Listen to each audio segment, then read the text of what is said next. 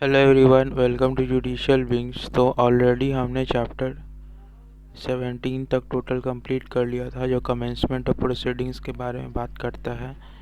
तो वो हमने टोटल करवा दिया था। अब जो हम लोग कराने जा रहे हैं वो है चैप्टर 18। प्लीज़ लाइक सब्सक्राइब करते रहो और प्लीज़ शेयर करते रहो। ये दो पूरा जो चैप्टर वगैरह अभी करवाया जा रहा है एमसीक्यू, इसका फ़ायदा तुमको मैं लिख के देता हूँ, नेक्स्ट आने वाले 1 या 2 महीने में समझ में आ जाएगा।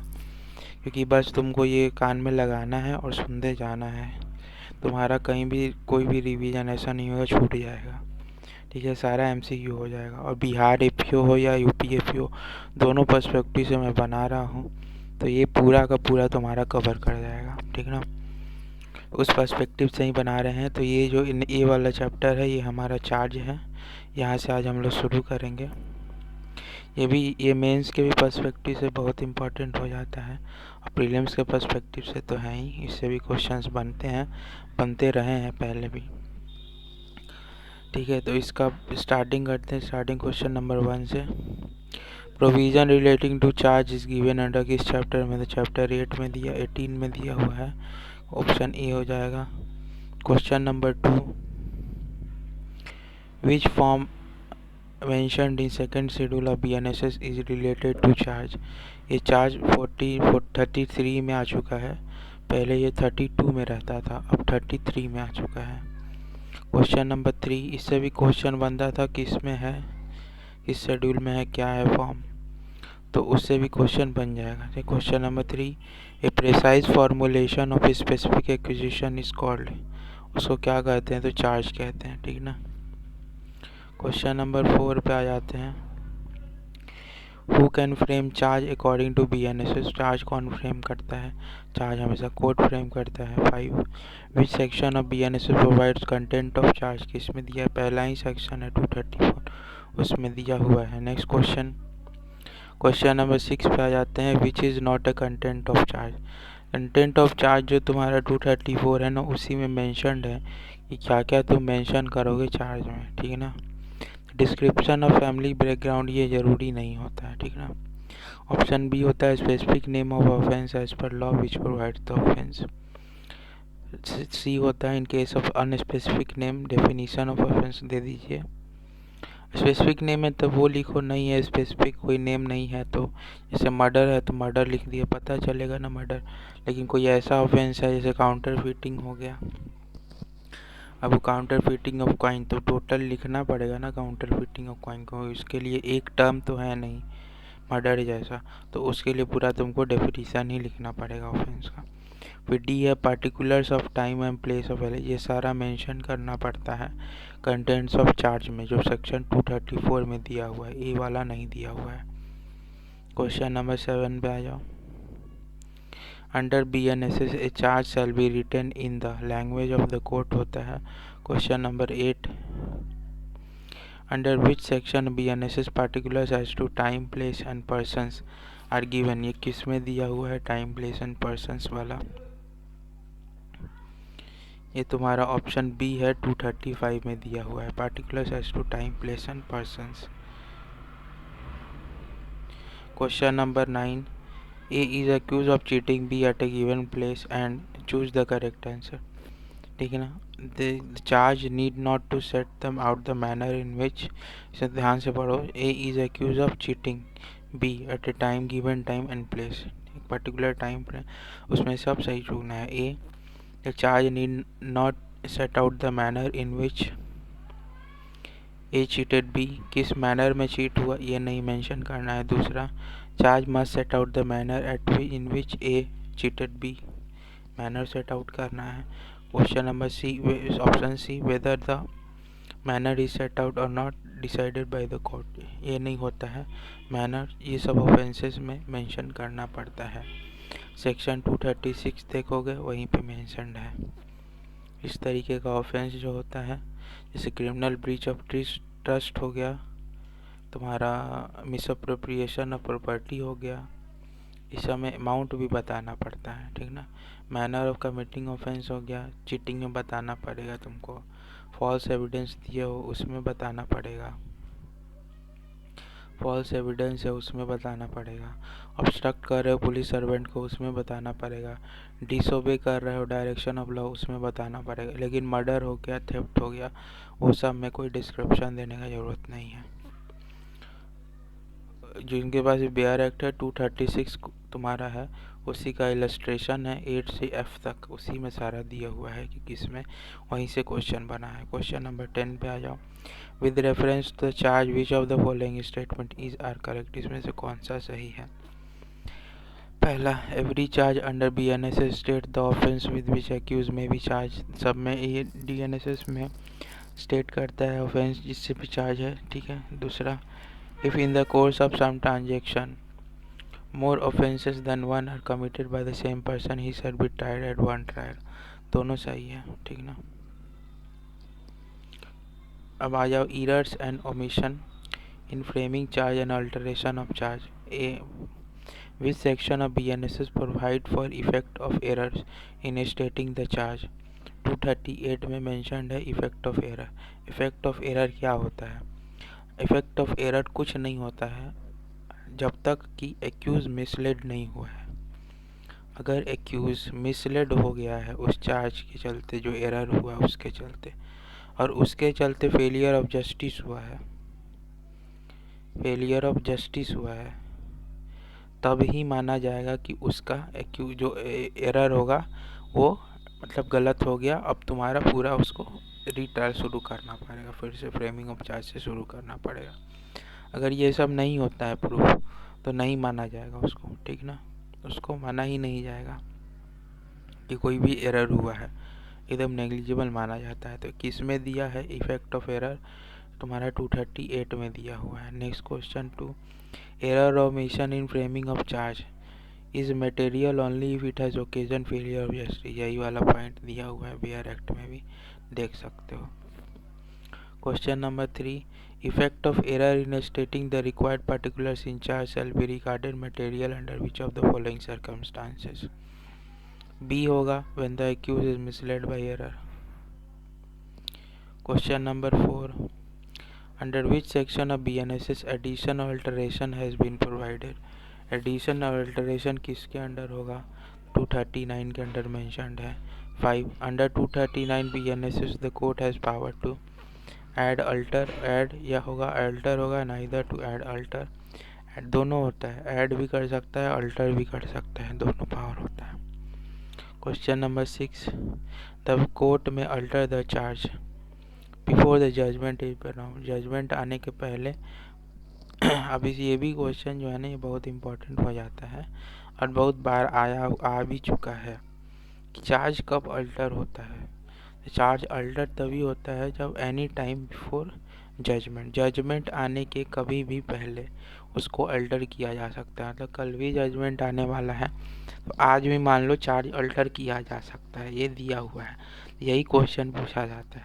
अल्टरेशन ऑफ चार्ज का क्या है टाइम फ्रेम, तो any time before pronouncement of judgment होगा, ठीक है ना, जजमेंट प्रोनाउंस होने के पहले कभी भी चार्ज में अल्टरेशन किया जा सकता है।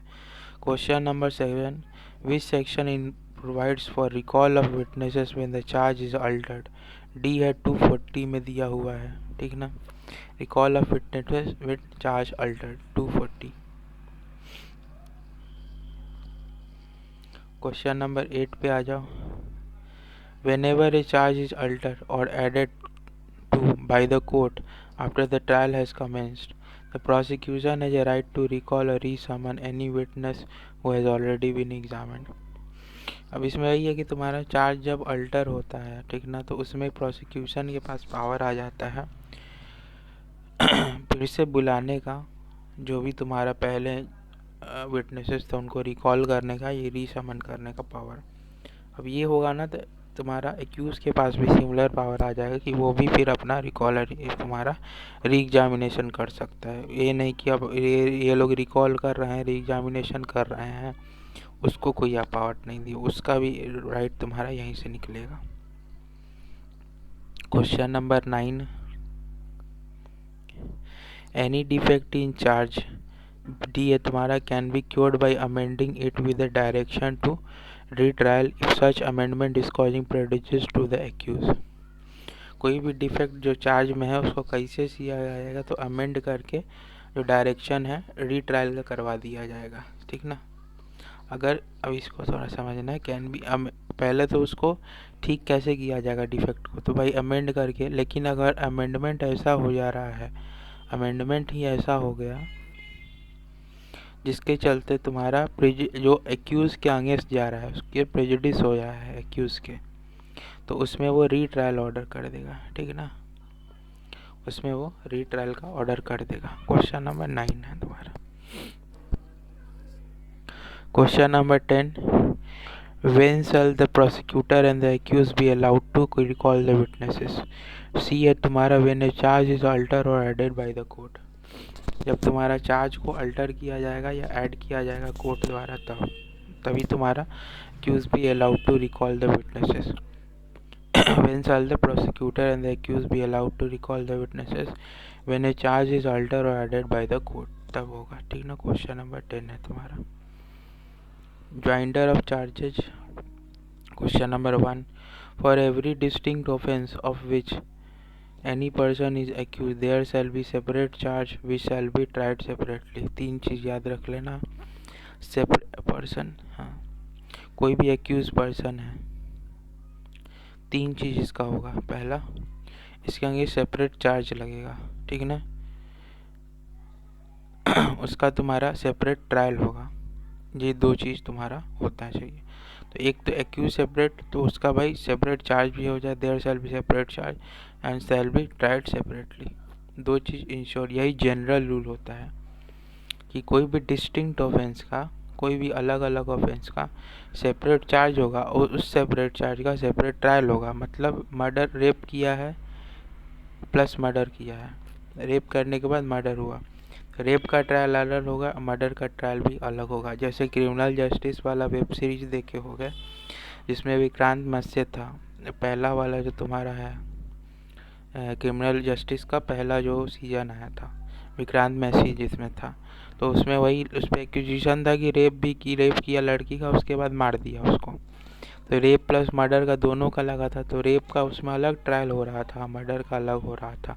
तो रेप वाला तो प्रूफ हो गया कि रेप नहीं किया है ये, लेकिन मर्डर वाला प्रूफ नहीं हो पाया कि मर्डर वो नहीं किया है, ठीक है ना। तो उसमें मर्डर वाले में उसको जेल हुआ था, रेप वाले में नहीं हुआ था। अच्छा वेब सीरीज है, देखना चाहते हो तो देख सकते हो, ठीक है ना। अब ये यही पूछ रहा है कि ये जनरल रूल कहाँ पे दिया हुआ है कि तुम्हारा डिस्टिंक्ट ऑफेंस का सेपरेट चार्ज होगा, सेपरेट चार्ज का सेपरेट ट्रायल होगा। 241 में दिया हुआ है क्वेश्चन नंबर 1 का। क्वेश्चन नंबर 2 पे आते हैं। ए is accused of theft on one occasion and of causing grievous hurt on another occasion by applying section 241 of BNSS, which one of the following statement is correct? A है, A must be tried, A must be separately charged and separately tried for the theft and causing grievous hurt। A होगा, A must be separately charged and separately tried for the theft and causing grievous hurt। Question number 3 पे आ जाओ। For every distinct offence of which any person is accused there shall be a separate charge where the exceptions to this rule is been BNSS. इसमें कौन कौन सा है तुम्हारा, अब 241 में ही कुछ एक्सेप्शंस दिया हुआ है। तो एक तो इसका प्रोवाइजो ही है एक्सेप्शन, ठीक है ना। एक तो इसका प्रोवाइजो ही है एक्सेप्शन, तब हो जाता है। मतलब अगर वो एप्लीकेशन लगा के दे दिया एक्यूज कि हजूर इसी में मेरा सब कुछ ट्रायल करा दिया जाए, तो उसी में ट्रायल हो जाएगा, 241 के प्रोवाइजो में दिया है। इसके अलावा अलग अलग जो प्रोविज़न है 242 में है, 243 में है, 44 में है और 46 में है। 4 जगह तुम्हारा दिया है अलग, ठीक ना। डी है तुम्हारा। क्वेश्चन नंबर 4 पे आ जाओ। Which section of BNSS provides that offense of same kind within a year may be charged together? Same year, अब यही सब तुम्हारा एक्सेप्शन है उसका। जैसे 241 जनरल रूल बोल क्या वो है कि डिस्टिंक्ट ऑफेंस का सेपरेट चार्ज होगा, सेपरेट चार्ज का सेपरेट ट्रायल होगा। ये जनरल रूल है, यही होना चाहिए। लेकिन 241 का ही एक्सेप्शन उसी के प्रोविज़ो में दिया हुआ है पहला ही कि अगर एक्यूज एप्लीकेशन लगा देता है कोर्ट में कि हुजूर मेरा जो है दोनों ट्रायल, जो मर्डर या रेप जो भी हम किए हैं, दोनों का एक ही साथ चलाया जाए तो दोनों एक साथ चल जाएगा। या उसके अलावा 4 चीज़ है, 242 है, 243 है, 44 है, 46, ये 4 एक्सेप्शन और है। टोटल मिला के 5 एक्सेप्शन हो जाता है 241 का। ये तुम्हारा पहला एक्सेप्शन है। क्या है इसमें? Provide that offence of same kind, same तरीके का ऑफेंस है जो एक ही साल में किया है। जैसे चोरी करता है एक चोर, एक ही साल में मान लो 5 चोरी किया है वो, तो पाँचों तुम्हारा सेम नेचर का है, तो बोलेगा कि सबका एक ही जगह ट्रायल हो जाए, 242 में ही चला देगा उसको। अब समझ में आ गया होगा। Question number 5, under 242 BNSS offence of same kind mean, same kind का मतलब क्या होगा? सी है when they are punishable with the same amount of punishment under the same section of BNSS और ऑफ एनी लोकल और special. जो serial murderer हो गया वो भी आ जाएगा इसमें। सीरियल तुम्हारा कोई क्रिमिनल है, हैबिचुअल ऑफेंडर है, आदत से नहीं छूट रहा है चोरी करने का, तो वो सब टाइप का लोग का तुम्हारा इसमें दवाई होता है।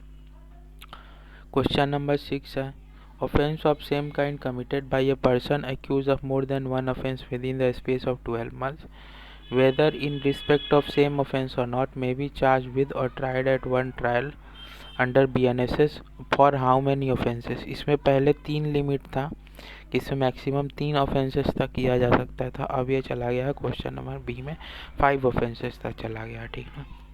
नेक्स्ट पे आ जाते हैं 7, when a person is accused of more offenses than one of similar nature, similar kind, same nature, same kind, क्या होगा? तो same kind committed within the space of 12 months, he may be charged with or tried at one trial for any number not exceeding 5। तो इसमें same kind word use हुआ है, ठीक ना, confuse नहीं होना है। क्वेश्चन नंबर 8 पे आ जाना है।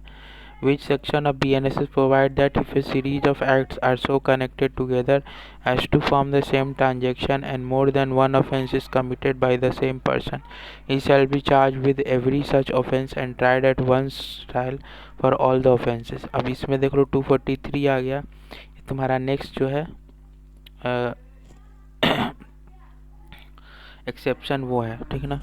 फिर से पढ़ो। विच section of BNSS provide that if a series of acts are so connected together as to form same transaction, series of acts 2-3 मिल के ऐसा connected है कि same transaction बनाता है, and more than one offence is committed by the same person, he shall be charged with every such offence and be tried at, मतलब वही है तुम्हारा सब सीरीज ऑफ ऑफेंस तो हुआ लेकिन सब कुछ कनेक्टेड है, ठीक है ना। तो मारपीट किया, फिर उसको उठा के किडनैप करके लेके गया, या किडनैप करके ले गया, बीच में मारा पीटा है बहुत, और फिर ले जाकर रोड पे फेंक दिया। सीरीज ऑफ एक्ट हुआ है, सारा ऑफेंस अपने अपने में एक ऑफेंस है, तो उसका सबका ट्रायल एक जगह कर दिया जाएगा। एक जगह ट्रायल होगा तो फ़ायदा ये होगा कि उसको प्रूफ करना ईजी हो जाएगा ना।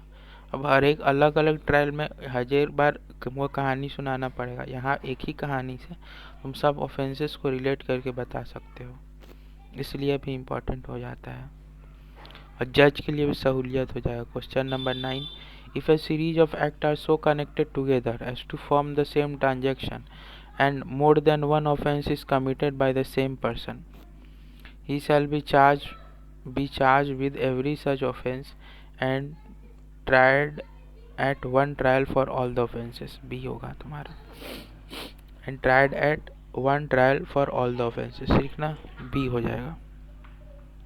क्वेश्चन नंबर 10 पे आ जाओ।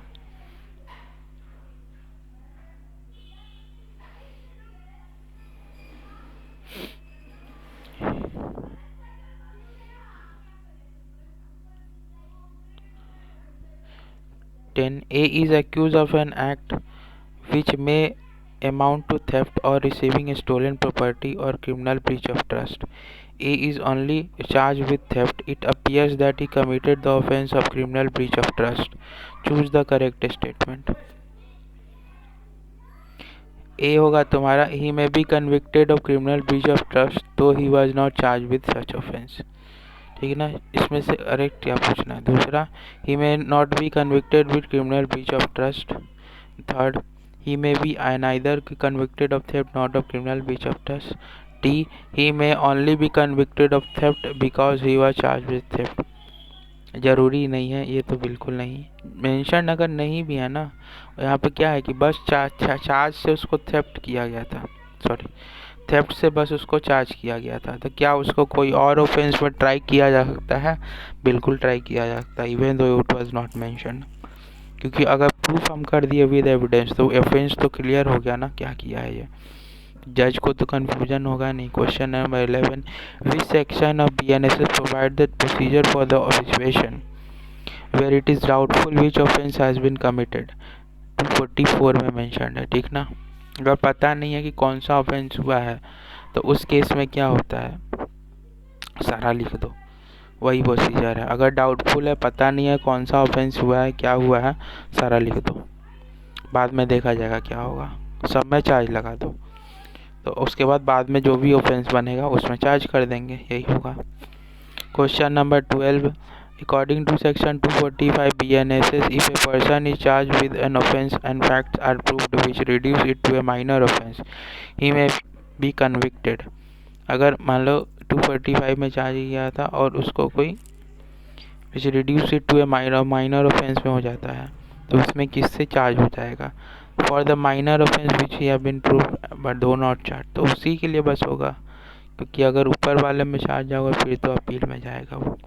लॉजिक लगाइए, लॉ लगाइए। Question number 13, joint trial of several person is permissible under. Several person का जॉइंट ट्रायल हो जाएगा किसके अंडर? 246 के अंडर दिया हुआ है। ये बहुत इंपॉर्टेंट सेक्शन है, आ जाता है डायरेक्ट, बस सेक्शन पूछेगा इसमें।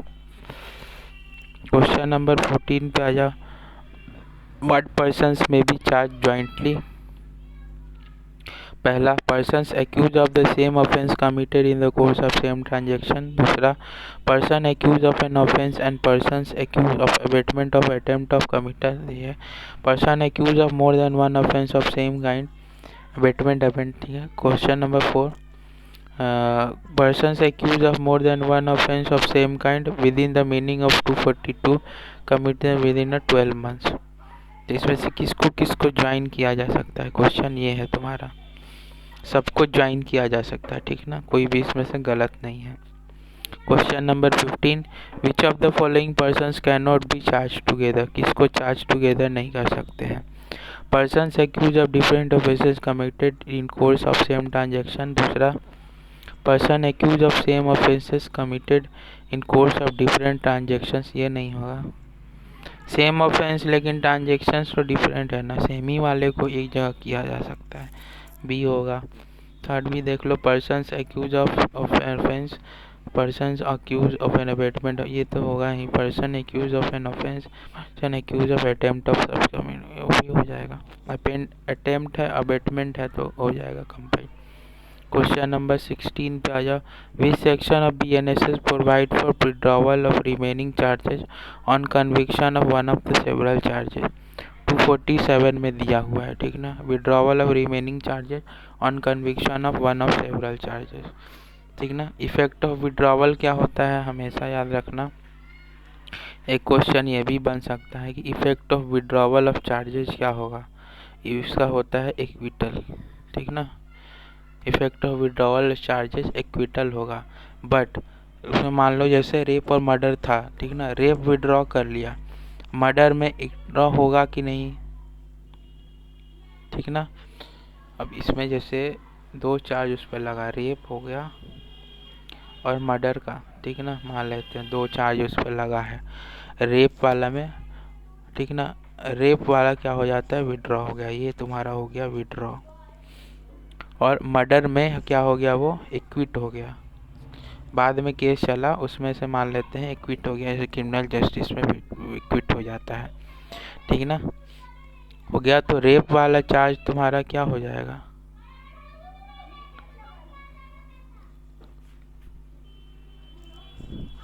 तुम्हारा रेप वाला चार्ज है ना, फिर से वापस आ सकता है, यही रूल होता है। जैसे तुम्हारा दो चार्ज था, एक में क्विट हो गया वो, एक तुम्हारा विड्रॉ हो गया, ये जो विड्रॉ वाला चार्ज है ना उसको मान लिया जाएगा वापस आ गया, ठीक ना, इसको शुरू किया जा सकता है केस इस पे।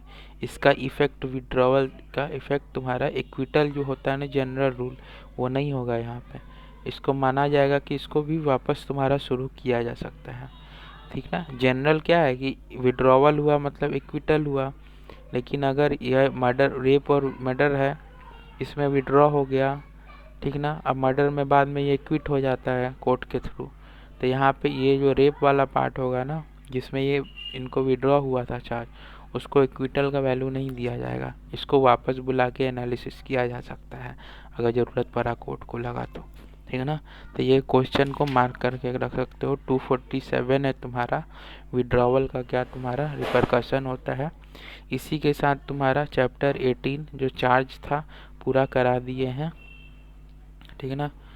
ये सीरीज जल्दी से जल्दी हमको भी ख़त्म करना है, ज़्यादा बचा भी नहीं है उतना, ठीक है ना।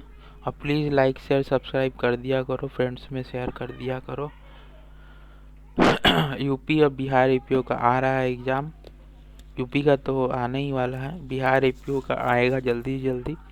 प्रिपरेशन एकदम अच्छे से करो, होना जाए हो ही जाएगा इस बार भी, क्योंकि जो मतलब इसमें जो 3 इयर्स वाला लफड़ा है नहीं, तो सब देंगे, आराम से देंगे, कोई इसमें रिस्क नहीं है। चलो thank you. Please like share subscribe कर दिया करो, फ्रेंड्स में शेयर कर दिया करो। Thank you.